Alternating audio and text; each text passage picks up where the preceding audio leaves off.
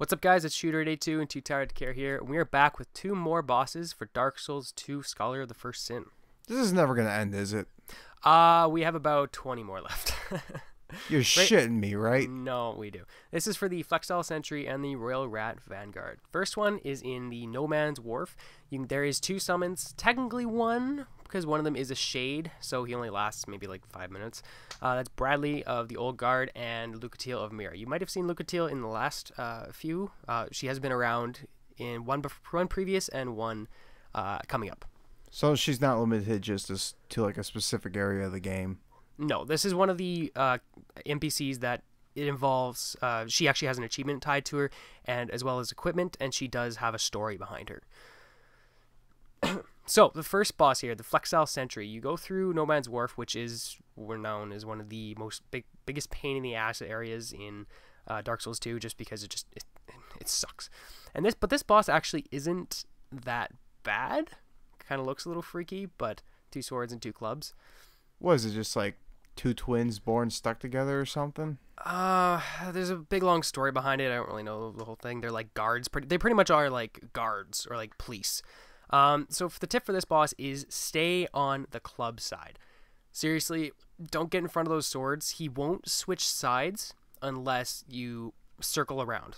Unless you circle around to his opposite side. The pillar in the center is really, really useful, and the club side itself is really easy to avoid because all of his attacks come straight. The swords, they swipe, and unless you're really good at rolling or have a great shield, stay at the club side and just circle.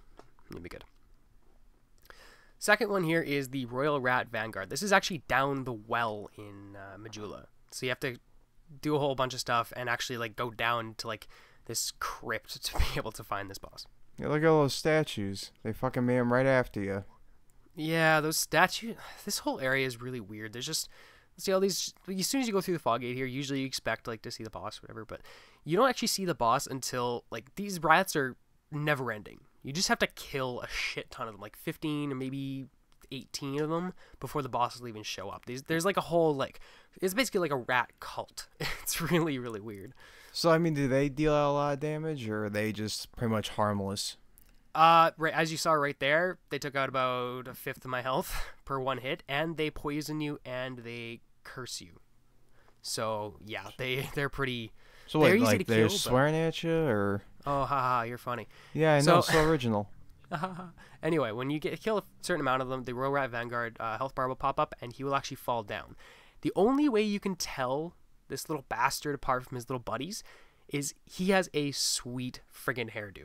I don't know if you saw right there. You'll see him again in a second. Yeah, there he is on the left. He has a sweet friggin' mohawk. Like, he's pretty badass, if you ask me.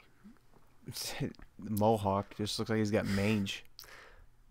I prefer a mohawk just because it goes up his head. It makes him look kind of... Yeah, but nowhere else. It goes all the way down his back. Anyway, as soon as you kill him, all the rats retreat. You can just kill him for souls and just do whatever. This guy just doesn't... He's kind of confused, but...